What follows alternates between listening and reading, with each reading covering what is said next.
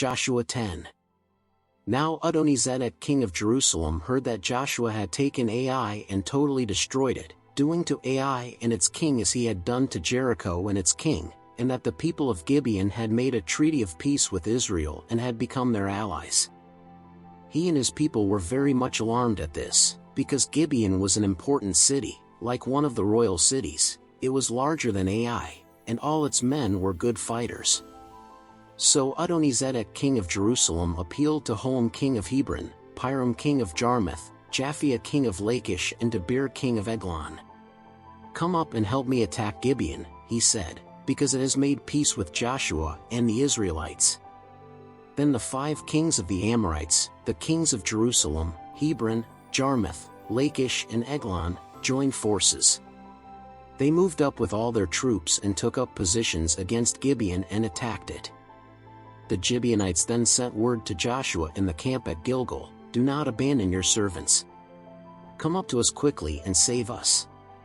Help us, because all the Amorite kings from the hill country have joined forces against us." So Joshua marched up from Gilgal with his entire army, including all the best fighting men. The Lord said to Joshua, "Do not be afraid of them, I have given them into your hand. Not one of them will be able to withstand you." After an all-night march from Gilgal, Joshua took them by surprise. The Lord threw them into confusion before Israel, so Joshua and the Israelites defeated them completely at Gibeon. Israel pursued them along the road going up to Beth-horon and cut them down all the way to Azekah and Makkedah. As they fled before Israel on the road down from Beth-horon to Azekah, the Lord hurled large hailstones down on them, and more of them died from the hail than were killed by the swords of the Israelites. On the day the Lord gave the Amorites over to Israel, Joshua said to the Lord in the presence of Israel, "Sun, stand still over Gibeon. And you, moon, over the valley of Ajalon." So the sun stood still, and the moon stopped, till the nation avenged itself on its enemies. As it is written in the book of Jasher, the sun stopped in the middle of the sky and delayed going down about a full day. There has never been a day like it before or since, a day when the Lord listened to a human being. Surely the Lord was fighting for Israel. Then Joshua returned with all Israel to the camp at Gilgal. Now the 5 kings had fled and hidden in the cave at Makkedah. When Joshua was told that the 5 kings had been found hiding in the cave at Makkedah, he said, "Roll large rocks up to the mouth of the cave, and post some men there to guard it. But don't stop, pursue your enemies. Attack them from the rear and don't let them reach their cities, for the Lord your God has given them into your hand." So Joshua and the Israelites defeated them completely, but a few survivors managed to reach their fortified cities. The whole army then returned safely to Joshua in the camp at Makkedah, and no one uttered a word against the Israelites. Joshua said, "Open the mouth of the cave and bring those 5 kings out to me." So they brought the 5 kings out of the cave, the kings of Jerusalem, Hebron, Jarmuth, Lachish and Eglon. When they had brought these kings to Joshua, he summoned all the men of Israel and said to the army commanders who had come with him, "Come here and put your feet on the necks of these kings."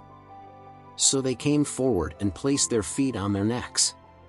Joshua said to them, "Do not be afraid, do not be discouraged. Be strong and courageous. This is what the Lord will do to all the enemies you are going to fight."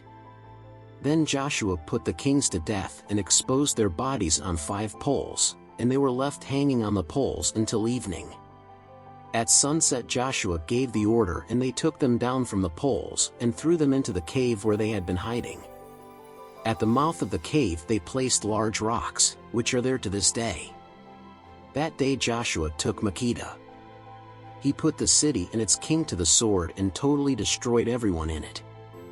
He left no survivors. And he did to the king of Makkedah as he had done to the king of Jericho.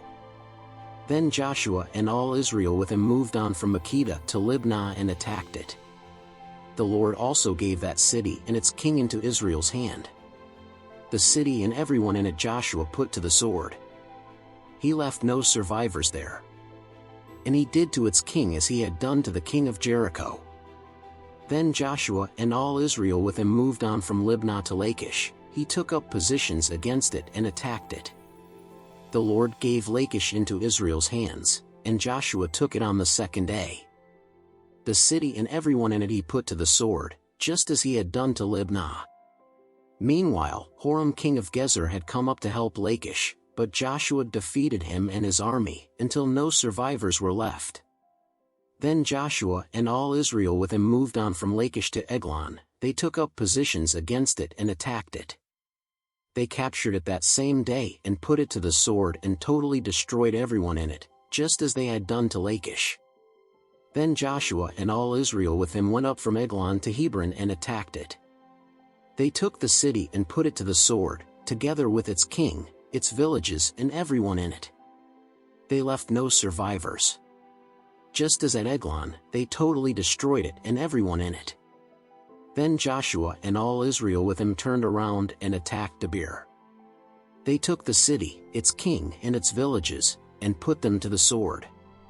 Everyone in it they totally destroyed. They left no survivors. They did to Debir and its king as they had done to Libnah and its king and to Hebron. So Joshua subdued the whole region, including the hill country, the Negev, the western foothills and the mountain slopes, together with all their kings. He left no survivors. He totally destroyed all who breathed, just as the Lord, the God of Israel, had commanded. Joshua subdued them from Kadesh Barnea to Gaza and from the whole region of Goshen to Gibeon. All these kings and their lands Joshua conquered in one campaign, because the Lord, the God of Israel, fought for Israel. Then Joshua returned with all Israel to the camp at Gilgal.